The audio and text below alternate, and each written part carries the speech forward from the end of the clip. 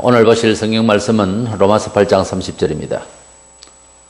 또 미리 정하신 그들을 또한 부르시고 부르신 그들을 또한 의롭다 하시고 의롭다 하신 그들을 또한 영화롭게 하셨느니라. 아멘. 예수님의 제자 중에 가룟 유다는 똑같이 사도들과 함께 같은 멤버로서 3년 동안 주님 옆에서 듣고 보고 행사를 같이 했습니다. 그렇게 주님 옆에 왔을 때는 일반 제자들처럼 사도로 부름을 받은 상황이라서 예수님을 배신할 줄 몰랐습니다. 그는 소위 신학적인 표현으로 외적 부르심을 받고 성령의 능력의 맛을 본 사람입니다. 이렇게 외적 부르심을 받고 종교적인 어떤 이유, 본인이 어떤 이사가 있었어요. 교회를 다닐 수 있어도 그가 영생을 받았다고 확정하기는 아직 이른 것입니다. 그래서 오늘 우리의 구원에 대한 확정을 위한 여러 말씀 중에서 의롭다 하시는 말씀, 하나님께서 우리를 의롭다, 그러니까 우리는 죄인인데 죄가 없고 의로운 사람이다, 이렇게 인정을 한다는 거죠. 이런 우리 사회에서는 윤리적으로나 법적으로 있을 수 없는 일이 성경에서 2000년 전에 예수께서 오셔서 이 상황이 일어난 것입니다. 그래서 칭의라고 하는 의롭다 하신 하나님의 은혜에 대해서 우리의 구원을 확신을 위한 귀한 명제로서 다시 한번 말씀을 상고하려고 합니다. 첫 번째, 하나님께서 우리를 의롭다 이렇게 칭의를 하시는 그런 원인이 뭔가 하면 하나님께서 우리를 선택을 먼저 하셨기 때문에 의롭다 하기로 하신 것입니다. 이 말이 무슨 말인가 하면은 우리가 믿습니다를 고백을 하고 소리쳐 그렇게 고백을 하고 또 그렇게 잘 믿었어, 행실이 좋아서 혹은 그래서 하나님께서 의롭다 해주신 것이 아닙니다. 본문에 앞에 또 미리 정하신 그들을 또한 부르시고 그랬어요. 하나님께서 죄인 중에서 우리를 불러셨다는 거예요. 이 콜링한 것에 대해서 칼빈은 주목하고 하나님의 선택이 우리를 구원받게 하시는 시작이었다고 하는 차원에서 선택론을 말했습니다. 그래서 하나님께서 우리를 선택하실 때 에베소 1장 4절에 그 창세전에 그리스도 안에서 우리를 택하사 우리로 사랑 안에서 그 앞에 거룩하고 흠이 없게 하시려고 그랬습니다. 창세전이란 말은 세상을 만들기도 전에 하나님께서 우리를 구원하시려고, 그리스도 안에서 구원하시려고 예정을 하셨다, 선택을 하셨다 하는 사실을 말씀하고 있습니다. 여기에 차관을 두고 하나님께서는 전지전능하셔야 되고 뭐든지 아셔야 되고 미리 다 아셔야 됩니다. 그런데 예지예정이라는 말이 있는데 우리가 어떻게 믿을까 안 믿을까를 미리 알았다는 그런 뜻에서 예지예정이라고 하는 말인데 사실 예정이라는 말 자체가 어울리지 않습니다. 예지예정이라는 표현 자체가. 그럼에도 불구하고 그런 신학적인 용어를 만들어내게끔 하는 신학적인 차원의 말들이 있습니다.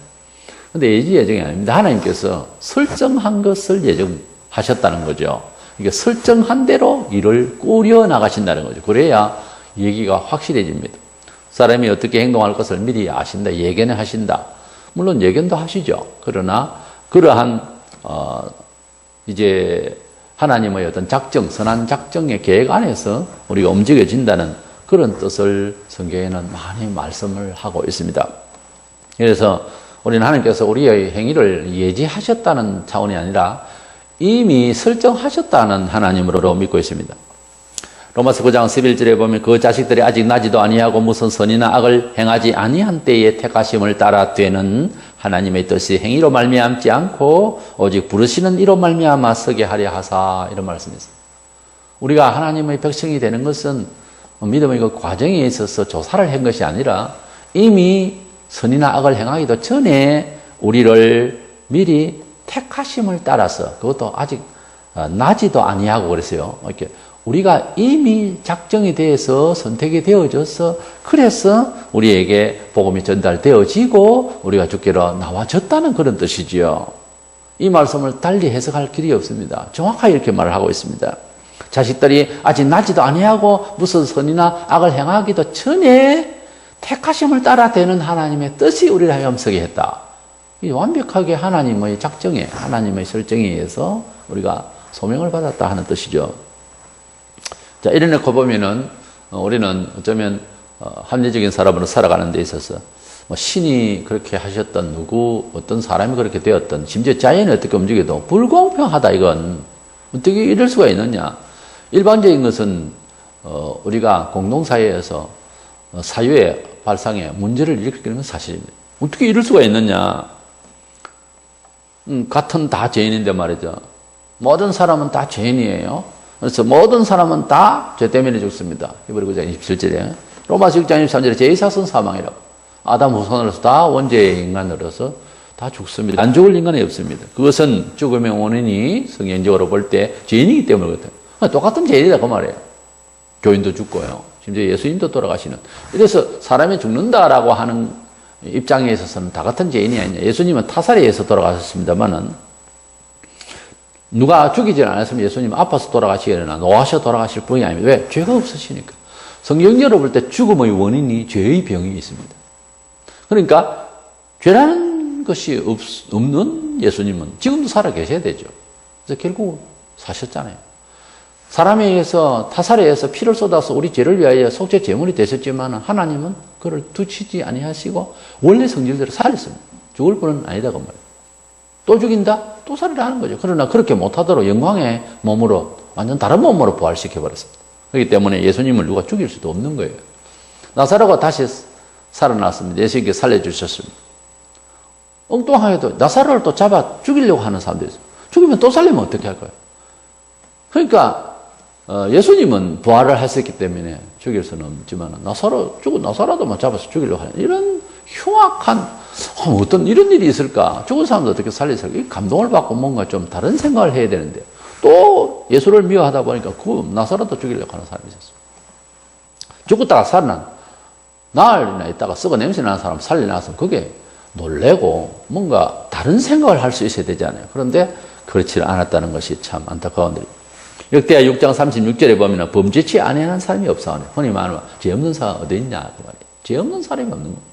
다 죄인인데 왜 어떤 사람은 구원을 받고 어떤 사람은 구원을 받지 못하도록 유기됐느냐 하는 이런 질문을 있을 법하죠. 그러니까 사도 바울이 정말 유식한 사람이거든요. 똑똑한 사람. 그러니까 미리 알고 로마서 9장에 하나님은 그러면 불공평하지 않느냐는 식으로 불만하는 사람이 생기기 때문에 그렇게 반문을 하기 때문에 미리 답을 했습니다. 로마서 9장에서 토기장의 비유로서 이사야서 29장, 예레미야 18장에 나오는 그 토기장의 내용을 그들은 알기 때문에 그래서 저기에 있는 사람들은 다 알아듣도록 그런 비유를 말했습니다. 로마서 9장 20절로 21절에 이 사람아 네가 네기에 감히 하나님께 반문하느냐. 물론 반문을 할 수 있는 것 같은데요. 그런데 네가 뭔데 하나님을 반문하느냐 그러면서 지음을 받은 물건이 지은 자에게 어찌 나를 이같이 만들었냐 말하겠느냐. 토기장이가 진흙 한 덩이로 하나는 귀히 쓸 그릇을 하나는 천이 쓸 그릇을 만들 권이 없느냐 그렇게 말하고 있습니다.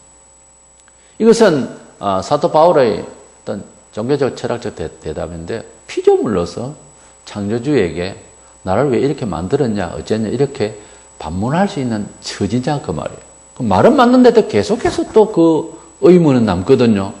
그렇지만 그건 그렇고 하나님은 왜 구원할 자와 구원받지 못할 자를 이렇게 두었느냐라고 하는 질문을 계속 하게 될 것입니다. 우스운 것은 믿으면 될 것 아닙니까? 참 이상합니다. 그것을 듣고 그 소식을 듣고 믿으면 되는데 어떤 면에서 복음을 들었어요. 근데 불만을 먼저 하는 사람은 끝까지 세상에서도 무슨 일이든지 그 일을 탐탁하게 여기지 않는 마음이 이미 설정되어 있으면 계속해서 질문만 하고 마치는 거예요. 상품을 파는데도 질문이 너무 많으면 안 팔립니다. 그러니까 하나님께서 복음을 통해서 우리를 구원하시려고 하는 당신의 목소리를 들으면서 감히 피조물로서 죄된 인간으로서 구원을 지금 받아야 할 처지인 줄 알면서도 하나님 옳으니 그러니 이러고 있을 처지는 아니라는 거죠. 쉽게 말하자면 예수께서는 세상에서 전도하실 때에 예수님의 능력은 우리가 잘 알고 있죠. 세상 사람들은 4대 성인이라 하고 위대한 종교 교주라고 알고 있지만은 우리가 알고 있는 성경의 내용상으로는 성자 하나님이세요. 실제로 봐서는 하나님의 아들로 오셨어요. 평범한 사람이 아닙니다. 어떤 세상의 사람이 낳은 위대한 어떤 아들, 이런 아들이 아니에요. 하나님의 아들입니다. 신의 한 분밖에 없는 아들이라는 신분 의식을 봐서도 그분은 어떻게 보면 세상에서 마음대로 어떻게 해도 하나도 실수가 없을 위대하신 분입니다. 그야말로. 그런데도 주님은 요한복음 6장 44절에 나를 보내신 아버지께서 이끌지 아니하시면 아무도 내게 올 수 없으니 오는 그를 내가 마지막 날에 다시 살리리라 그랬어요. 아버지께서, 그러니까 성부 하나님께서 사람을 이끌어서 주님께로 오게 하여 주시 아니하시면은 억지로 예수님께서 그를 부르지 않는다는 거죠. 하나님께서 계시하셔서 예수께로 지금 같으면 복음을 듣고 가게 하신다는 거죠. 우리가 전도를 하고 혹은 뭐 그에게 사랑을 베풀고 도움을 주고 뭐 이런다고 해서 그 사람 교회로 왔다. 그러나 아직까지는 확인할 수가 없습니다. 하나님 자연자인지는. 왜냐하면 교회라는 것도 한 문화 속에서 종교를 이해하니까요. 그런데 진정으로 하나님 백성이 되게 하는 것은 분명히 이 성경대로 예수님 당신도 전도를 하시고 하실 때도 아버지께서 내게 오게 하여 주지 아니하시면 아무나도 오지 못한다고 하신 뜻에서 지금 우리에게는 더 분명하게 그 말씀이, 메시지가 적용이 돼야 되고 이해를 해야 되는 거죠. 그렇기 때문에 예수님도 구원의 대상을 만날 때에 마음대로 이렇게 그가 당신을 믿도록 뭘 가르친다든지 억지를 부른다든지 그런 차원이 아니고 성부 하나님께서 작정하심을 따라서 아버지께서 뭐든지 물어보고 아버지께서 허락하심이 함께 동의가 되어졌을 때에 말씀하시고 행동을 하셨어요. 십자가에 돌아가신 것도 아버지께서 때가 되므로 데리고 가시려고 할 때에 돌아가신 거예요, 원래. 그러니까 마음대로 행동을 하신 분이 아닙니다. 그 전지하시고 전능하신 분이고 죽은 사람을 살리시며 부활하셔서 성천까지 하시는 하나님 아들이신데 뭐 못할 게 없습니다, 세상에. 그러나 로마 치하에서 꼼짝 못하던 유대인들을 완전 가슴을 흔들어 놨습니다. 유대인들도 막 반란이 일어날 이런 유대 사회의 그 지도자들이 흥분을 하는 이런 상황인데도 주님은 마음대로 행사를 하신 것이 아니에요. 하나님 아버지께서 말씀하신 것을 어떻게 말씀했습니까? 나는 그의 명령이 생명이라고 생각했습니다. 하나님의 말씀의 계명을 생명으로 생각한다. 그러니까 생명이라는 말 자체는 나의 모든 것을 다 바쳐서 그 말씀을 그렇게 인정하고 살아야 된다. 그것이 예수님께서 성부 하나님 아버지께서 계시하시고 원하시는 그 목적에 대한 집착입니다. 그만큼 예수님이 전도를 하시고 사람을 보실 때에 성부 하나님의 통치 섭리 가운데서 사람 구원하는 것도 그렇고 전체 만물 모두 움직이는 것을 그렇게 이해시키셨습니다. 마태복음 11장 27절에 내 아버지께서 모든 것을 내게 주셨으니 아버지 외에는 아들을 아는 자가 없고 아들과 또 아들의 소원대로 계시를 받는 자 외에는 아버지를 아는 자가 없느니라. 예수께서 이 세상에 오신 것은 왜 오셨는가? 다른 말로는 임마누엘의 하나님, 뭐 이런 말씀을, 임마누엘 하나님이 우리와 함께 하시다. 그 말은 역사 속에서 흐르는 역사 속에 2000년 전에 예수께서 세상에 오신 것은 이 천지 만물을 지으신 신을, 이 천지 만물을 통치하시는 하나님을, 이 천지 만물 중에 우리 사람을 그렇게 귀하게 여기셔서 구원하시려고 하는 그 하나님을 이 방법 저 방법 해도 안 돼서 아들을 희생시켜서 아들의 그 희생을 보고 믿는 자는 그 형벌을 아들이 다 감당했으니 믿으면은 죄 없이 인정해 주겠다는 약속을 가지시고 아들 예수를 보내신 그 하나님을 전하기 위해서 오셨어요. 예수님이 이 세상에서 천국을 만들고 예수님은 이 세상에서 문화를 바꾸려고 온 것이 아니고 내 아버지 집으로, 우리 아버지 집으로 하나님 아버지가 계시다 함을 알게 하시기 위해서 그 통로가 I am the way, the truth, the life. 내가 그 길이라는 거예요. 예수께서 오셔서 자기 영광을 위해서 교주로서 성공하기 위해서 오신 것이 아니라 그래서 그 성공하는 것을 하나님 아버지께서 보고자 해서 아들을 보내신 것이 아닙니다. 그리 안 해도 영광스러운 쪽에 계셨던 분이고요. 우리가 깜깜한 우리가 그 아들 예수를 통하여 하나님을 인식하도록 했다는 거죠. 아무리 가르쳐도 못 알아듣는 빌립이 뭐 이렇고 저렇고 어렵게 말씀하시지 마시고 그냥 막 우리 속말로 화끈하게 아버지를 한번 보여주세요. 이러니까 나를 본 자는 아버지를 보았다. 예수님은 이 세상에서 왜 오셨는가? 공적으로 3년 동안 바딱 그냥 긴 역사 가운데서 아주 짧은 시간이죠. 이루신 일이 전도하시다가 뭐 십자가에 돌아가셨습니다. 그 정도까지만 이 세상은 알죠. 부활하시고 성천하시는 것을 우리 믿음의 사람들이 이해하는 거고. 근데 그 예수님께서 이 세상에 왜 왔다 가셨느냐는 거예요. 왔다가 올라가셨습니다. 본거지가 아버지 집이니까. 오셨다가 가신 거예요. 그러니까 어느 동네에서 이사 왔다가 그쪽으로 다시 갔다는 거예요. 고향에서 왔다가 타지에서 살다가 간 거와 마찬가지입니다. 왜 왔다 갔는데요? 그 아버지 집에 우리가 가서 살아야 된다는 거예요. 그 아버지 가는 길이 당신이라는 거예요. 이것이 기독교입니다. 기독교는 왜 생겼습니까?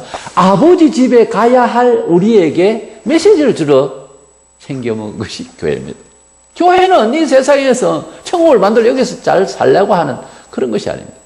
혹 잘 살고 혹 기적을 베풀고 혹 좋은 일이 있다 해도 혹 봉사를 하는 일이 있다 해도 그 자체를 위한 종교 문화가 아니고 하나님의 나라에 인수를 받기 위해서 하나님의 나라가 있음을 말씀하기 위해서 우리를 지으신 분이 하나님이라는 것을 알게 하시기 위해서 예수님이 오셨던 거예요. 그래서 이와 같은 지식, 이와 같은 정보는 계시성이 있어요. 그냥 어떤 선생이 가르칠 수 있는 부분이 아니에요. 이것은 계시성이 있습니다. 하나님께서 계시하시지 않은 어떤 식으로든 이 과정 속에서 한 사람이 하나님을 인정하고 그 하나님을 믿고 예수 그리스도를 구주로 의지하고 세상살이를 할 때에 하나님께서 도우신다 하는 이 사실을 체험하고 실질적으로 믿고 그렇게 사생활을 만들어 나가고 생활 구조를 패턴을 직업을 실질적으로 막 바꾸어 나가고 하나님 뜻대로 살려고 한다고 하는 이 믿음의 실천이라고 하는 것은 계시의 힘이 아니면은 안 됩니다. 앞서 말씀드린 대로 하나님이 뭐 오라니 그러니 이콩 저렇고 이런 정신 가지고서는 하나님을 의지하면서 살 수가 없죠. 예수께서 제자들과 함께 식사를 하시면서 그 만찬 가운데서 제자의 발을 씻겨 주셨습니다. 유대인들은 슬리퍼 같은 것을 신고 다니니까 항상 그 식탁에 손도 씻고 발도 씻고 매일 씻습니다. 그때 제자가 이러지 마시라고 이럴 때에 그 장면이 나오죠. 요한복음 13장 10절로 11절에 보면은 예수께서 이르시되 이미 목욕한 자는 발밖에 씻을 필요가 없느니라 온몸이 깨끗하니라 너희가 깨끗하나 다는 아니니라 하시니 이는 자기를 팔자가 누구인지 아심이라 그러므로 다는 깨끗하지 아니하다 하시니라. 이 말씀은 가룟 유다를 말합니다. 이미 목욕한 것과 발 씻는 건 뭐냐? 이미 목욕한 것은 중생을 말하고 말하자면 하나님 백성 된 것을 말하고 발을 씻는다는 말은 매일의 짓는 죄, 먼지를 씻어내는 것이죠. 이것도 주님이 씻어주셨죠. 그러니까 이 내용 가운데서 서로 성기물의 도를 실행하기 위해서 서로 발을 씻는 세족식이라는 것도 있는데 그게 지금 중요한 게 아니고 그거를 통해서 성경은 전부 다 창세기부터 계시록까지 구속사적인 입장에서 목적을 띈 그런 가운데서 필요한 것만 이렇게 기록된 거예요. 그래서 뭐 발을 씻기는 건 또 좋은 거죠. 서로 발을 씻기. 그러나 그런 내용이 아니고 본래는 하나님 앞에서 죄를 매일마다 해결을 하는 이런 일이 있어야 된다는 거죠. 근데 여기에 중생을 뜻하는 목욕이고요. 그런데 다는 깨끗하지 않다 하니 이는 자기를 팔자가 누군지 가룟 유다를 두고 하는 말입니다. 유다는 중생을 하지 않았다는 거지요. 그런데 이렇게 비유를 말씀을 하실 때 다른 제자들이 뭐 이렇게 지금 제가 설명한 대로 똑똑하게 그렇게 알 철이 아직 아니었습니다. 알지를 못하고 있었어요. 나중에 다 알았겠죠. 이런 말씀들이 다 생각나고요. 그래서 가룟 유다를 보고 하는 말이었는데 유다를 두고 또 하신 말씀 중에 마태복음 26장 24절에 그 사람은 차라리 태어나지 아니하였더라면 제게 좋을 뻔했다고 했습니다. 사람이 구원을 받는다는 것을 목적으로 하고 오신 예수께서 한 사람을 두고 또 사도 중에 멤버 중에 한 사람을 차라리 안 났으면 좋을 뻔했는데 이 말씀은 구원을 받아야 할 사람에게 줄 메시지는 아니거든요.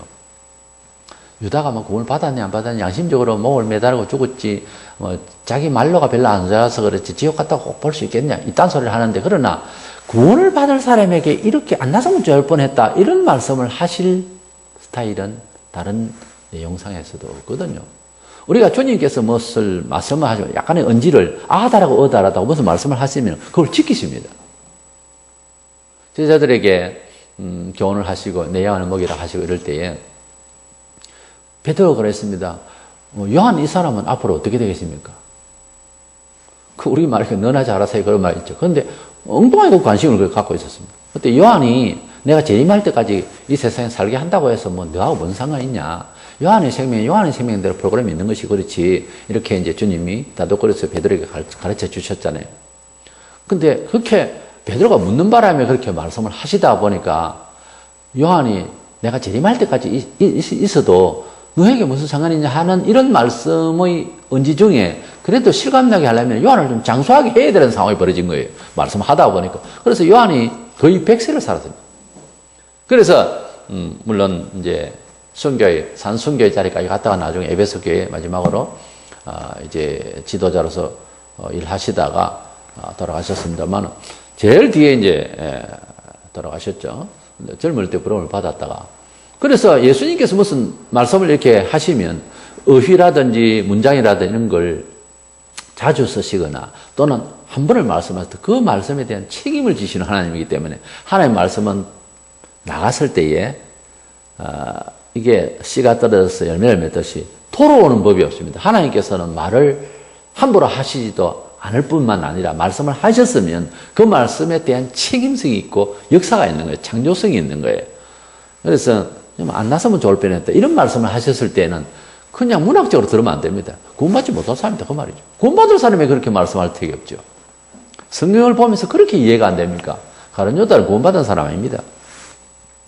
구원받을 자에 대한 말씀은 그렇게 하시지를 않습니다.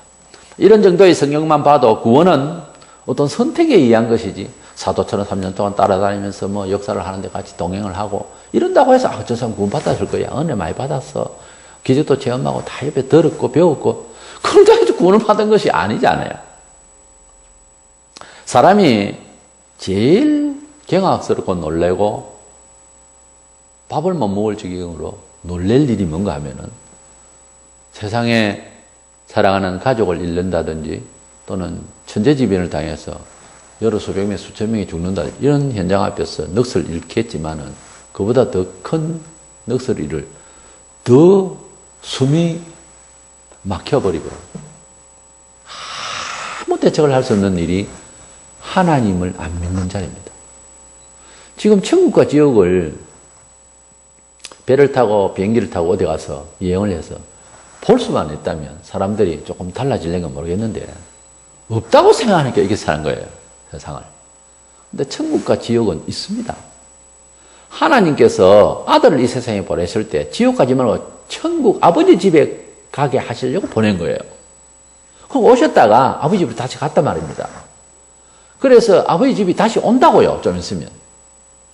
이것이 동화같이 이것이 무슨 문화같이 생각을 하다 보니까 보통 사람들이 예수를 안 믿는 거예요.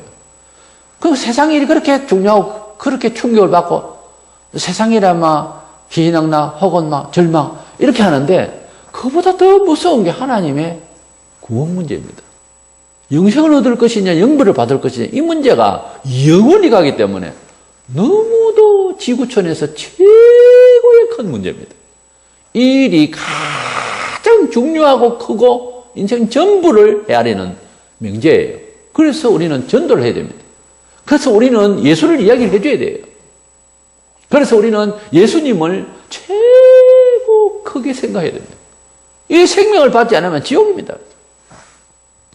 그래서 하나님께서 불러주셔서 구원을 받게 하시는 이것이 사도들 관계라든지 말씀 중에라든지 다른 교리가 들어있는 성경이라든지 이거 보면은 우리가 잘 믿어서 착해서 뭐 이래가지고서 어렵다 치감을 받는 것이 아니라 하나님께서 불러주셨다. 부름에 있어서는 제일 첫 번째 말씀으로 사람을 부릅니다. 성경과 예수에 대한 이야기가 들어가지 않는 역사 속에서 어느 지역이든지 스스로 창조주 하나님을 이야기한 데가 있습니까? 없습니다. 복음을 듣는다는 자체가 복이에요. 복음을 듣지 않으면 어떻게 하나님을 안 믿어? 로마 10장 14절에 듣지 못한 일을 어떻게 믿겠습니까? 복음을 듣는다고 하는 듣는 자체가 복이에요. 사실은 하나님을 만날 수 있는 기회가 온 거예요. 복음은 우리를 하나님이 부르시는 방편이에요. 데살로니가서 2장 13절 14절 복음으로 너희를 부르사. 그래서 하나님께서 우리에게 복음을 주실 때는 불만하고 연구 대상의 하나님으로 알 것이 아니라 믿어야 할 대상이요, 만족해야 할 대상이요, 감사함으로 수용해야 할 대상인 줄로 알아야 됩니다. 근데 복음을 듣지 못한 사람들, 우리나라에서 하나님이라고 하는 아브라함, 이삭과 야곱의 하나님, 창조주 하나님 대신에 용어가 신명이 하늘님이 있습니다. 리얼 탄력의 해석은 하느님이 이제 어느 변화에서 그렇게 하느님이 또 있습니다.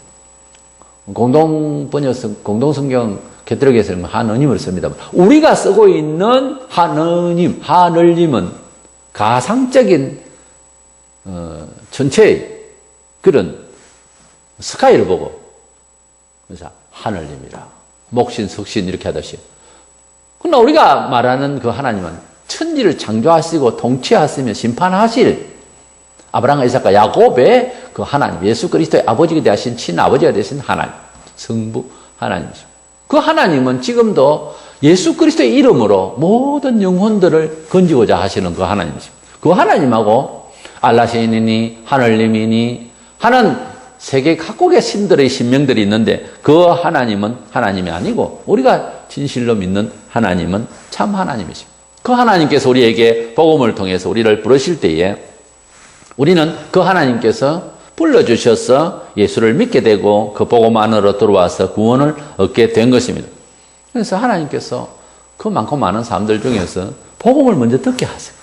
그 예수 그리스도를 통해서 우리가 하나님을 알 수 있도록 기회를 주셨다고 하는 것은 부르심입니다. 첫 번째로는 외적 부르심이라고, 일단 하나님을 만날 수 있는 기회에 교회당이라는 곳을 오게 되고 교회 모임에 참여할 수 있고 하는 외적 부르심이 처음에 일어나죠. 그러다가 바로 곧바로 내적 부르심을 깨닫는 사람도 있습니다만은, 넓은 의미에서 포괄적으로 말해서 복음을 듣고 있을 때는요, 예수 그리스도를 통한 복음을 듣고 있을 때는 벌써 하나님께서 부르시고 있는 거예요. 얼마나 귀한 기회인지 모릅니다. 어쨌든 하나님께서 우리를 어렵다 하신 목적은 하나님 나라에 가게 하기 위함이 있거든요. 그러니까 하나님 나라에 가게 하기 위해서 우리가 잘 믿는 거 보고 검사하고 이것이 아니고 미리 선별해서 선택을 해가지고서 불러주시니까 자기를 믿어지는 거죠. 그래서 선택을 해주셔서 우리를 어렵다 해주신 것이지, 어렵다가 따로 있고 선택이 따로 있는 것이 아닙니다. 불러주시니까 우리를 어렵다 하시는 거예요. 부모님이 우리를 낳으셨습니다. 낳으시고 기르셨습니다. 그리고 내 새끼 그리고 사랑합니다. 사랑하는 거하고 낳는 거하고 따로 노는 것이 아닙니다. 하나님께서 우리를 선택하시고 벌써 부르실 때 벌써 좋게 여기시려고 작정을 한 거예요. 그래서 아들을 믿고 우리가 하나님 앞에 죄를 회개하고 하나님을 참신으로 모시니 그 하나님은 우리에게 자연스럽게 우리를 어렵다 하시기로 작정한 대로 우리를 의인이라고, 믿음의 의인이라고 그렇게 인정해 주시는 거예요. 그것이 가장 쉽고도 하나님이 우리를 받으시는 방법이었어요. 더 이상 뭐 행동을 보고 물질 정도를 보고 뭐 충성 정도를 보고 하겠다고 하면은 예수 믿고 구원받는다는 것이 힘들어지죠. 돌을 닦는 수준에 간다면 이건 보통 문제가 아니에요. 그게 아닙니다. 그래서 선택하심으로써 구원받는다는 것이고, 두 번째로는 우리가 어렵다 하신다고 하는 그 말이 듣기에는 논전적으로 쉬운데 어떻게 할 것이냐. 어렵다 하시는 이것을 어떻게 우리가 체득하고 확신할 것이냐 하는 문제예요. 교회를 나와도 하나님께서 너를 어렵다라고 하시겠다는 약속이 체혈이 안 되어지고 안 믿어지면은, 딱 때가 되면은 세상이 강해지고 자기가 문제가 크게 심각하게 나타나게 되면은 좌절을 하는 경우가 있습니다. 그래서 유다처럼 자살도 하는 교인이 생깁니다. 그 이유를 이렇게 깊이 연구를 해보면 뭐 정신적인 뭐 우울증이다든지 뭐 이런저런 얘기를 하는데, 그거보다 신학적으로 얘기를 하자면은 하나님이 너를 어렵다 하신 그 어렵다 하심이 내게 체혈이 안 돼서 그래요. 그러니까 하나님께서 아들을 통하여 우리를 어렵다 하시겠다고 하는 이 약속 자체를 그만큼 믿지를 못했다는 거죠. 그 믿음의 순간이 있어야 되고 그 믿음에 어떤 확신이 들어와야 되는데 그게 안 되면은 불안하게 되는 거죠. 보면 중간에 보면은 부르신 그들을 또한 어렵다 하시고, 부르신 자를 어렵다 하시는 그 사이에, 문장 안에서 그 사이에 그의 행동을 보고 어렵다 하시리라. 이래 안 돼 있어요. 부르신 그들 또한 어렵다 하시고 바라바라 갑니다. 그러니까 부르시고 어렵다 하셨다고 하면 믿어야지. 하나님께서 예수를 믿으면 어렵다 하겠다고 약속을 했으면 믿어야 되는데 그 중간에 자꾸 우리가 무엇을 가감을 하려 하니까 고통스럽고 괴로운 거예요. 어렵다 하시면 믿을 때 주어지는 하나님의 약속인 것을 믿어야 됩니다. 근데 이런 하나님의 언약에 대해서 어떻게 믿을 것이냐? 우리는 어떤 무엇을 믿는다라고 해서 이론적으로 그렇지만은 그가 나에게 손을 잡아주든지 아니면은 마음의 감동을 오거나 아니면 어느 조약을 받거나 뭐 이래야 세상을 믿는다 아닙니까? 그와 같이 하나님께서 아들 예수 그리스도를 통하여 내가 너를 믿으면 어렵다 의인이라고 치고 이제 죄 때문에 지옥 가는 것을 내가 이제 무효화시키고 너를 내 자식으로 삼겠다, 양자로 삼겠다. 성경에 양자란 말이 나오죠. 그렇게 했으면은 믿어야 됩니다. 그런데 믿음이 가고 안 가고는 사람이 어떻게 할 수가 없어요. 다만 공통적인 경험이 주님이 날 위하여 돌아가심이 믿어지면 영혼의 유쾌함이 일어나고 무거웠던 영혼이 가벼워지면서 속죄받은 마음이 생깁니다. 감각이 생긴다 그거죠. 적어도 속죄의 감동이 체험되지 아니한 상황에서 냉랭하게 하나님이 논리적으로 예수를 주셨고 예수를 믿으면 구원받는다 하더라. 그랬단다. 좋은 이야기지. 이렇게 해버리면은 우리가 우리의 감정과 의지를 다스리기 힘든 상황이 갈 때 하나님이 우리를 구원하셨다 하는 손길에 대한 경험이 없으면은 강하게 와닿는 외로움이나 강하게 와닿는 죄의 충격이나 강하게 와닿는 천재지변이나 강하게 와닿는 사건 앞에서 무너지잖아요. 그렇지 않습니까? 사람이 살아가는데 자기가 계획 이상한 걸 잘못돼가지고 큰 죄를 짓는다든가 도저히 있을 수 없는 일이 벌어졌을 때에 낙심을 한다고요. 양심이 움직이니까. 다른 여자도 양심은 있었죠. 양심적으로 아파 죽었잖아요. 양심이 없는 사람은 사람이 아니죠. 진짜 그 사람은 제정신이 아니죠. 근데 오늘날 이 시대에 보면 양심도 마비가 된 사람 수없이 많습니다. 굉장히 위험한 것은 양심이 작용을 안 하는 사람입니다. 굉장히 조심스럽습니다. 도둑놈이라도 이제 잡히면은 불안하고 또 막 두렵고 이러면 그 도둑은 교정이 될 수도 있어요. 그런데 잡혔는데 갑시다. 묵기가 빨리 갑시다. 이런 식으로 돼버리면은 뭐 아주 잡은 사람도 맹해집니다.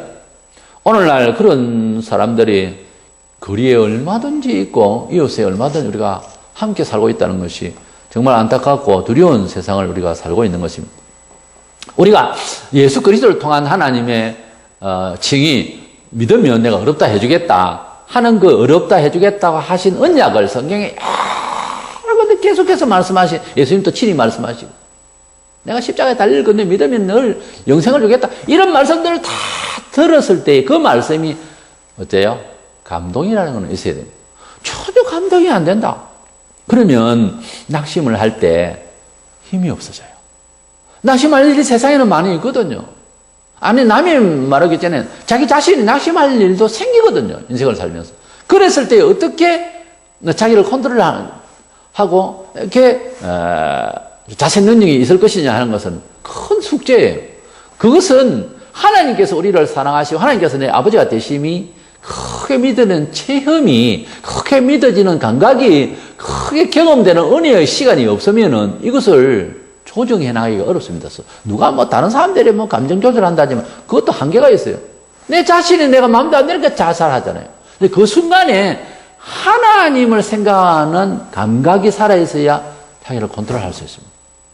그렇지 않으면은 아주 특별한 경우에 하나님께서 그를 자살하지 못하게 하고 그를 낭망치 못하게 하는 대로 이끄시는 특별한 은혜, 그것도 함부로 되어지는 건 아닙니다만 우리는 다 그건 미스터리입니다. 하나님께서 구원하시는 방법이 내가 스스로 애를 쓸 때 그것을 보시고 은혜를 받게 하시는 경우가 허다하게 그렇게 되지만은 어떤 사람은 핍박을 하다가 되져요. 맞는다고.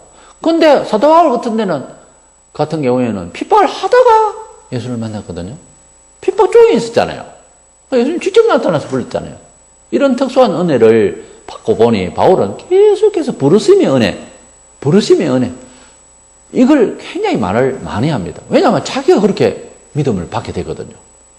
어떤 사람은 찾아오는 경우도 있지만 주로 보면은 말씀으로 불러주시고 사람을 통해 부르시죠. 그런데 직접 주시는 경우 지금도 있느냐? 가끔 있습니다. 어떤 교회 사람은 중이 와가지고 연부를 하다가 시주하러 왔다가 큰 신을 믿어야 되길 집안이다. 아니 큰 신 우리 멧돼지로 불교인데 큰 신은 뭐 교회로 가야 된다. 중이 와가지고 불교를 전해야 되는데 교회를 가라고 해가지고 교회를 왔다고 하는 사람이 있었다고 하는 사실. 그걸 내가 들었는데 특수한 경우를 외에는 99.999%는 하나님 앞에 스스로 회개하고 은혜를 받아야 됩니다. 그런데 극단적인 상황하고 어려운 상황이 왔을 때에 자기를 컨트롤하는 힘은 은혜 받은 체험이 강해야 자기를 컨트롤할 수 있어요. 하나님이 인도를 위해서 기도하는 것조차도 그 은혜의 흔적이, 추억이, 감각이, 경험이 있어야 가능한 겁니다. 그래서 칭이라고 하는 하나님이 우리를 불쌍히 여기시고 예수를 믿으니까 어렵다 여기겠다고 하는 하나님의 작정에 대해서 이 법적 효력이 우리가 경험이 돼야 되느냐 안 해도 되느냐 돼야 됩니다. 안 그러면은 어렵다 하심이 우리 몸에 젖어서 감사하고 희열이 넘치고 영혼의 자유를 받아야 되지. 그 경험이 안 되면 적어도 그 결과적 경험이랄까요? 그게 안 되면 안 된다 이 말이에요. 예수께서 하늘로 승천하시면서 하나님 아버지께로 가신 것은 예수님이 가지고 계신 어떤 능력, 어떤 인격 이쪽이 아니고 예수님께서 요한복음 16장 10절에 의에 대하여라 하면 내가 아버지께로 가니 너희가 다시 나를 보지 못함이요 라고 했습니다. 예수님께서 의를 설명할 때 우리가 칭의할 때 그 의를 설명을 하실 때에 아버지께로 예수님께서 가시는 것이 어렵다. 그래서 예수님이 죄인이 아니고 의인이었다는 증명이 될 것이다. 그렇게 말씀하셨어요. 그러니까 우리가 아버지께로 예수님을 믿어서 이제 앞으로 간다고 했는데 하늘로 올라갈 거다 아닙니까 우리가 갈 건데 그 올라갈 수 있는 기적 같은 일이 근거가 뭐냐 하면은 어렵다 칭함을 받거나 의인이거나 하여튼 의가 되어야 가지 의가 없으면 못 간다는 거예요. 그러니까 예수님께서 의에 대하여 설명을 하실 때 의라고 하는 오를 자 이 의는 하나님 아버지께 갈 수 있는 완벽한 조건이에요. 그러니까 예수님께서 어떤 능력으로 이앗 하고 올라간 것이 아니라 의롭기 때문에 데려가셨고 의롭기 때문에 아버지께로 가실 수 있었다는 것은 우리가 예수님을 믿음으로 구원을 받는다는 말과 일치되는데 우리가 어렵다함의 은혜를 받았기 때문에 간다는 거죠. 하나님 나라에 가는 것은 기도를 많이 하고 방언을 하고 능력을 받아서 그게 아니에요. 우리가 믿음으로 어렵다 칭함을 받은 그것이 있어야 하나님 아버지께로 갈 수가 있다는 거예요. 하나님 아버지는 사랑의 하나님이면서도 말씀에 나중에 심판을 하실 하나님이십니다. 심판자 앞에 죄가 있으면 안 되지 않습니까? 조금이라도 보면 안 됩니다. 그럼 우리는 죄가 있고 죄 있는 상태에서 죽을 수 있어요. 그런데 예수님을 구주로 믿은 이상 그것을 덮어줍니다. 그것이 성경 진리예요. 하나님께서 사람에게 뭐를 좀 괜찮은 사람을 건져서 천국 내 집에 데리고 가겠다는 것이 아니고 예수 그리스도를 믿음으로 나온 자는 죄 없다라고 쳐주겠다는 거예요. 칭이 그렇게 칭해주겠다는 거예요. 그 예수 그리스도의 십자가의 공로, 십자가의 처형, 십자가의 그 죽으심이 내 죄를 대신해서 돌아가셨다고 하는 대속의 죽음이에요. 내 대신해서 행벌 받았다는 행벌 대속이에요. 그것을 믿으면 하나님께서 예수님처럼 어렵다 하심을 받은 예수님처럼 하늘나라 올라가듯이 죄인이 아닌데 사람이 죽었잖아요. 그런데 죄인이 아님을 증명하는 것은 아버지께로 올라갈 수 있으더라고요. 그 사람이 아무리 유식하고 똑똑하고 경험이 그게 중요한 게 아니고 아버지께로 못 올라가면 그건 죄인이요. 아버지께로 올라가려 하면은 의인이다 이 말이에요. 그러니까 의인은 예수님이 죄인인 줄 알았는데 성천하는 거 보니까 의인이었구나 이 말이죠. 그러니까 우리가 성천을 하려면은 아버지께로 가려면은 우리가 올라가려면은 열심히 기도를 하고 뭐 봉사를 많이 하고 그게 아니에요. 예수 그리스도를 믿음으로 어렵다 칭함을 받아서 의인이 돼야 된다는 거예요. 어렵다 칭한다 이게. 우리가 어렵다 칭함을 받으면은 올라갈 수 있는 놀라운 힘을 하나님이 주신다 이 말이에요. 그래서 어떤 의미에서는 예수님의 대속을 십자가에 돌아가심을 내가 믿고 하나님께서 나를 이제는 그렇게 쳐주겠다. 제가 없는 사람을 쳐주겠다. 대신 돌아가시는 희생이 있어서 믿는다 하면 예수님 덕에 우리가 죄 없는 사람 것처럼 줄을 이제 구원의 줄에 설 수 있게 하신 하나님의 언약이 믿어질 때 이것은 어떤 체험 문제가 따라야 됩니다. 그냥 그렇게 논리적으로 하면은 힘이 없어요. 자기를 연약할 때 컨트롤할 힘이 없다니까요. 제3을 받는 것은 마치 춥고 칙칙한 날씨에 따뜻한 햇빛이 임하듯이 그곳에 서면 따뜻한 기운을 받듯이 우리 영혼이 감성적이라는 뜻이 아니고 그 이론 속에서 그 하나님의 언약이 실질적으로 햇빛보다 더 밝은 빛으로 우리 영혼을 환하게 밝혀주셔서 죄를 완전히 어둠의 죄를 물러가게 하시고 하나님의 자녀라고 하는 차원의 영혼의 빛을 주십니다. 그것은요, 문학가적인 입장에 뭐 이렇게 설명을 할 수 있는 것도 한계가 있고, 자관 믿는 자는 하나님의 그 생명의 빛을 성경에 보면 믿는다는 것하고 빛을 받는다는 것하고 같이 다 설명이 됩니다. 그래서 우리 영혼이 빛을 받아야 되는 거예요. 그것이 속사람이에요. 그 사람은 본성이 있어가지고 늘 죄를 짓지요, 뭐. 근데 속사람은 그리스도를 믿는 그 믿음의 속사람, 속자라고 성경에 나와요. 그러니까 우리는 두 자아가 있습니다. 속자아는 범죄치도 못하고 하나님께서 딱 보완을 하세요. 이것이 믿음으로 순종하고 인내하고 회개하고 열심을 가지면 조금씩 커져나가요. 이걸 성화라고 그래요.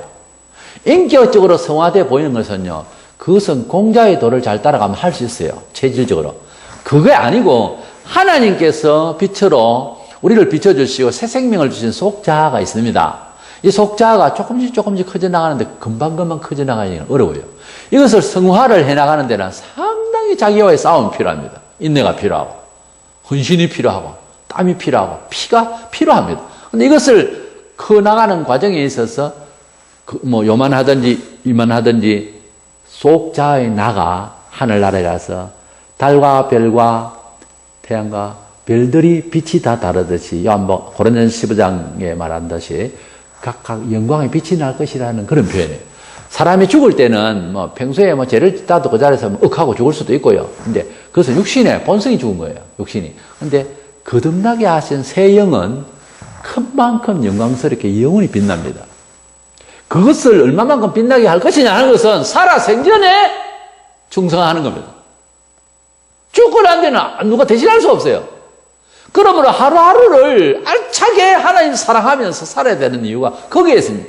자기가 졸업식 할 때 그냥 졸업하는 것도 잘한 거지만은 낙심하지 않아요. 상을 받고 졸업하는 것은 뿌듯하잖아요.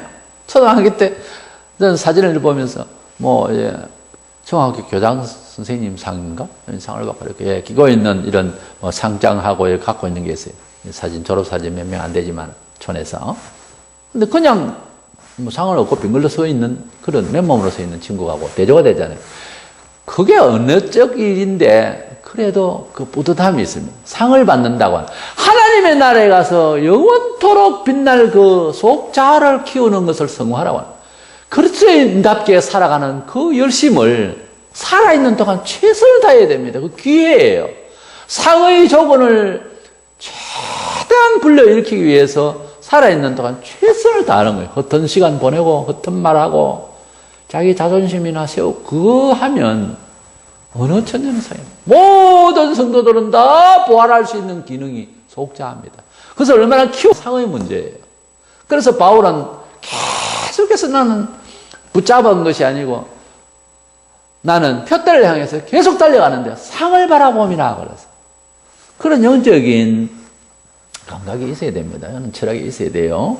이래서 우리 속 사람은 이렇게 어떤 경험이 동반한다, 어렵다, 칭해 주시는 은혜, 내가 회개하고 내가 은혜 받기 전에는 우울하고 답답하고 예수님 믿기를 믿는데 그렇고 힘들었지만 회개하고 은혜 받고 어떤 때는 금식도 하고 열심을 다해서 주를 사모하다 보니까 어느 날 성령의 감화가 오면서 아들아 내 자식아 그러면서 하나님께서 내 마음속에 은혜의 영을 부어주시면 한없이 기쁩니다.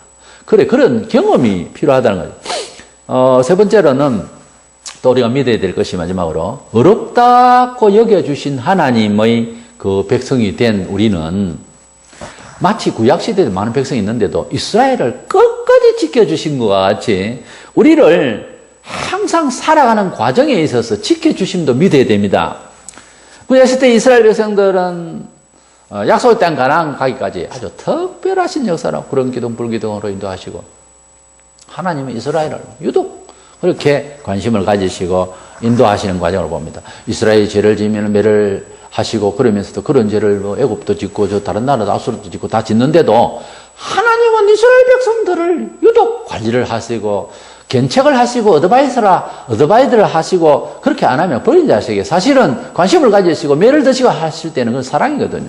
그럼 다른 나라는 뭐 그냥 죄 뭉치로 그대로 놔두고 이스라엘 잘못하면 거기에 가서 그래서 뭐 훈련을 받고 그래 놓고 이스라엘에게 잘못한 너는 죄가 많다 그러고 또 뭐 하나님 때리시고 좀 어떻게 보면 편애를 하실 것 같은 그런 느낌이 오죠. 하나님이 하시는 일을 구약이나 신약이나 완전하게 그 차원을 해석하기는 오늘 어렵지만 사람의 편에서 볼 때는 편애하시는 것 같이 이스라엘 그렇게 사랑하신 그 사랑이 우리에게도 계속 되어진다라고 하는 사실을 믿으라 그 말이에요. 민수기 13장에서 이스라엘이 12명의 가나안 땅 정탐꾼을 보내고 돌아와서 보고를 하는데 10명은 가보니까 도무지 우리는 못 들어가겠습니다. 너무 큰 장사들이 있고 또 병사들과 그리고 우리는 그들이 봤을 때는 완전 메뚜기 정도밖에 안 되고 우리는 뭐 낙심할 수밖에 없습니다. 이랬을 때 여호수아와 갈렙은 매우 긍정적인 답을 했죠. 아닙니다. 적과 꿀이라는 땅이고 정말 괜찮은 땅이었습니다. 이렇게 말합니다. 이것은 개인의 어떤 배짱이나 이게 아니에요. 이것은 철학이나 뭐 심리적 차원에서 뭐 울컥 말을 그렇게 해본 것이 아니에요. 이것은 하나님께서 예비하신 땅이라는 개념과 하나님께서 애굽에서 이까지 오면서 지켜주신 그 하나님이면 저기서도 지켜주신다는 믿음을 계속 밀어붙인 믿음의 사유로 땅을 바라본 거예요. 분명히 10명이 계산이 맞습니다. 합리적으로 세상을 바라본 경험은. 그러나 똑같은 시기에 똑같은 곳에 12명을 보냈는데 두 사람 말보다 10사람 말이 맞죠. 그러나 세상을 그렇게 10사람 말을 참고는 하게 되겠지만 그러나 끝까지 못 갑니다. 그 참고는. 왜냐하면 하나님께서 예비하신 나라라고 하는 차원에서 바라본 사람이 현실성은 없지만 하나님께서 예비하신 땅이라고 바라보고 보니 참 아름다운 땅이더라 그러고 그들을 우리 밥이라 그러고 이렇게 표현을 하거든요. 이것이 하나님이 지켜주시는 하나님 백성된 사람들의 믿음인 겁니다. 민수기 14장 8절 9절에 여호와께서 우리를 기뻐하시면 우리를 그 땅으로 인도하여 들이시고 그 땅을 우리에게 주시리라. 다만 여호와를 거역하지 말라. 또 그 땅 백성을 두려워하지 말라. 그들은 우리의 먹이라. 그들의 보호자는 그들에게서 떠났고 여호와는 우리와 함께 하시느니라. 그들을 두려워하지 말라. 그랬어요. 그들의 보호자는 떠났고 이거는 땅을 탐지하고 돌아와서 보고할 내용은 아니거든요. 중요한 것은 이 여호수아 갈렙이 이 발표를 할 때에 누가 어떻게 보호하느냐에 따라서 땅이 내 것도 될 수 있고 안 될 수도 있고 이런 개념인 거예요. 역사관이 바뀌었단 말이에요. 역사관이 다른 거예요. 그들의 보호자는 떠났고 우리의 보호자는 살아계시고 여호와는 우리와 함께 하시고 그들의 보호자는 떠났고 이런 차원에서 땅을 바라보고 그들을 바라보고 대적을 바라본다. 이것은 심리적 차원이 아니고 하나님께서 주신 백성들의 보호에 대한 믿음을 가지고 하는 말이에요. 그러니까 이런 식으로 지금도 그리스도인으로서 세상을 살 때에 깊이 기도하고 무슨 일을 책정을 하고 선택을 할 때 그렇게 해야 됩니다. 분명히 합리적으로 이런 사람 생각대로 다 해버리면 아무것도 역사 못해요. 아무것도 선택 못합니다. 그러나 두 사람이 가지고 있는 하나님 백성이고 내가 하나님의 뜻대로 살려고 그러고 내가 하나님의 나라를 위해서 수고할 사람으로 평신도든 목사든 생각을 반듯하게 가졌다면 그것을 도우실 하나님도 믿어야 된다 이 말이에요. 이것이 지켜주시는 하나님, 언약하신 하나님을 신뢰하고 세상을 바라보고 사는 정신입니다. 본문 끝에 보면은 30절에 끝에 어렵다 하신 그들 또한 영화롭게 하셨느니라. 부활하실 때까지 선택하시고 어렵다 하시고 이 은혜만 아니라 계속해서 도와주시고 그리고 영화롭게 하신다는 부활을 그때까지 전부 다 도우신다는 말은 과정도 하나님이 도우신다는 것을 믿으라고 말해요. 이 로마서 8장 30절 한 절에서 우리를 구원하시는 하나님의 의지를 다 설명하는 거예요. 요한복음 6장 39절에 예수께서 나를 보내신 이의 뜻은 내게 주신 자 중에서 내가 하나도 잃어버리지 아니하고 마지막 날에 다시 살리는 이것이라고 그랬어. 하나도 잃어버리지 않겠다. 내게 주신 자 중에서 그랬어. 단서는 아버지께서 가룟 유다는 내게 주신 바가 아닌 거예요. 저는 안 나서면 지한테 좋을 뻔했다 하듯이 내게 주신 자는 이렇게 아버지께서 주셔야 된다 그랬죠. 서두에 말씀에 아버지께서 내게 주신 자라면 예수님은 절대로 잃어버리지 않도록 하겠다. 그들을 위해서 기도하시고 성천 유효대 그들을 위해서 기도하시는 겁니다. 빌립보서 1장 6절에 너희 안에 착한 일을 시작하신 이가 그리스도 예수의 날까지 이루실 줄을 우리는 확신하노라. 우리의 구원의 시작이 믿음, 종교 생활의 예수를 믿는 생활의 시작이 하나님 아버지께서 그리스도 안에서 시작했다는 거예요. 우리의 시작이 아니라는 거죠. 전도를 받고 복음을 듣고 그리고 시작된 것이 아버지의 계획의 프로그램에 우리가 들어왔다는 거죠. 그렇지 않고 복음을 듣지 못하고 듣지 못한 세대에 듣지 못한 지금도 그 지역에 하나님께서 역사하지 않으면 스스로 하나님을 알 수가 없어요. 아무리 연구를 해도 하나님은 없어요. 왜? 합리적으로 사니까. 하나님은 합리적으로 과학적으로 사이언스로 할 수가 없어요. 하나님은 영이시니. 요한복음 4장 24절. 하나님은 계시하시는 하나님이시지 하나님은 우리의 연구 대상 아니에요. 우리의 연구는 사이언스입니다. 보는 것만 알 수 있어요. 데살로니가전서 5장 24절에 너희를 부르시는 이는 미쁘시니 그가 또한 이루시리라. 구원을 이룬다고 하는 것은 그가 이루신다고 했어요. 우리가 어떻게 구원을 걱정하고 그래서 내가 너무너무 걱정하다가 이건 도저히 하나님 앞에 생각해 볼 때 이 사람이 아니다. 난 죽어야 돼. 그래서 죽는다. 하나님은 그렇게 하는 사람을 잘 한다고 하지 않습니다. 그런 인간이고 그런 자잘할 수밖에 없는 인간인 것을 안다는 자체는 큰 구원받을 수 있는 기회에 온 거예요. 그러므로 내가 너를 위하여 내 아들을 주겠다 그거예요. 그거를 믿으라는 거. 그걸 안 믿는 사람이 가르쳐 준답니다. 그것을 믿어야 되는 거예요. 일상에서 우리의 신앙생활이 그래야 됩니다. 중보자 예수님은 성천 이후에도 중보를 계속하십니다. 사람이 죽으면 교통이 안 된다고 시편 115편 10절. 그러나 예수님은 살아셨기 때문에 평소에 기도하시고 하시던 그 중보 기도는 효력이 있다고 봐야죠. 예수님은 살아 계셔서 기도하시면 효력이 있습니다. 로마서 8장 34절 누가 정죄하려 죽으실 뿐 아니라 다시 살아나신 이는 그리스도 예수시니 그는 하나님 우편에 계신 자여 우리를 위하여 간구하시는 자시니라. 히브리 7장 25절 그러므로 자기를 힘입어 하나님께 나아가는 자들을 온전히 구원하실 수 있으니 이는 그가 항상 살아 계셔서 그들을 위하여 간구하십니다. 하나님의 아들이 우리를 위하여서 지금 중보 기도를 하실 것은 우리가 흔히 요즘 쓰면 안 좋은데 그 말이에요. 중보 기도를 한다는 둥 이런 우리 인간의 이 죄성 이 책임도 못 지는 이 헌신지기도 못하는 이런 부모가 자식을 위해서 기도하는 것도 그만큼은 안 됩니다. 예수께서 우리를 위하여 성천 이후에도 계속 기도하고 계신다 하니 우리의 삶의 과정에도 도우시는 하나님 어렵다 칭해 주신 책임을 계속 하나님께서 보장하시려고 예수님은 계속해서 또한 우리의 삶의 과정을 위해서 중보 기도하고 계시니 그것을 믿자 이 말이에요. 심판 때의 마지막 백보자의 심판을 우리가 봅니다.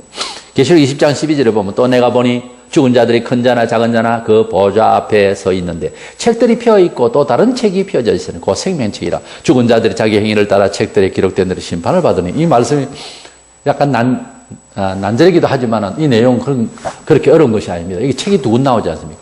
만약에 하나님께서 사람을 심판하고 온 세상을 한 방에 다 심판을 하는 것 같으면 책이 두 권 필요 없습니다. 그냥 책들, 그러지 복수로 그냥 행동을 많이 기록한 책들을 딱 놔놓고 똑같이 이제 심판하시면 되는데 거기에 생명의 책이라는 단서가 하나 있고 책들이라는 복수가 있어요.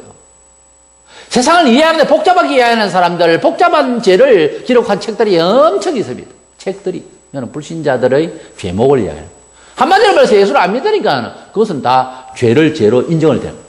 그러나 예수를 딱 믿으면 생명책에 딱 이름만 딱 기록돼. 왜? 하나님께서 예수 믿었기 때문에 제목을 생각하지 않습니다. 그게 단순한 거예요. 진리는 단순한 겁니다. 하나님은 어렵다 하셨으면 끝이에요. 그것을 믿으라 이거예요. 그러니까 생명이 책이고요. 이거는 책들은 심판책이에요. 그래서 이게 백보자의 심판은 이미 그 앞에 설명이 되어야 되겠습니다만 예수께서 계시록 19장에 오시면 세상을 새롭게 하셔서 1000년 동안 살게 하십니다. 무공의 신천신지를 만들어 놓고 불신자들은 주변에 살지요. 그런데 마지막에 우리가 천국 갈 때는, 그전에는 그냥 부활합니다. 영광스러운 부활이지만, 천국 갈 때는 상급을 받습니다. 그래서 하늘나라로 올라갑니다. 그리고 지상에서 살아있고, 아직 죽은 사람들 부활하지 않는 불신자들이 몽땅 부활해서 지옥 행보를 받게 됩니다. 그것이 책들에 기록된 대로 심판받고, 우리는 생명책에 있는 대로 상을 받고 하늘나라로 갈 것입니다. 이렇게 이 두 가지 책을 보면은 하나님께서 우리를 구원하신 책이 따로 있는가 하면은 심판을 위한 책들도 있다는 것을 보면은 우리의 어떤 행위로서 신자가 돼가지고서 구원받을 그런 책들에 기록된 대로 무엇을 심판을 받을 이런 문제가 아니고 생명책에 기록, 농명된 자가 구원을 받는, 계시록에도 나오지만 구약성경에도 생명책, 하나님의 책이라는 말이 나옵니다. 거기에는 하나님의 백성들의 다음에 행위는 다 빼먹고 필요 없습니다. 왜냐하면 예수 그리스도를 통하여 덧입은 옷 때문에, 믿음의 옷 때문에 무조건 이름만 탁탁탁 등재되는 겁니다. 그럼 구원받는 거죠.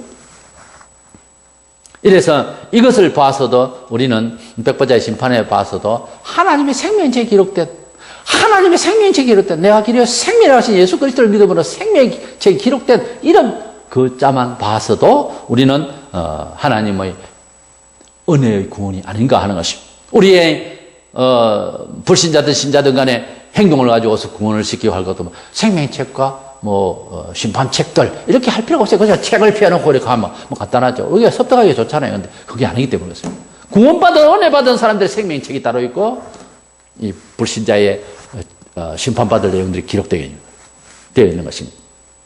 우리는 이와 같은 하나님의 믿음의 구원의 이 프레임에 우리가 하나님을 감사하고 살아야 됩니다. 느헤미야 8장 10절에 여호와로 인하여 기뻐하는 것이 너희의 힘이니라고 그랬어요.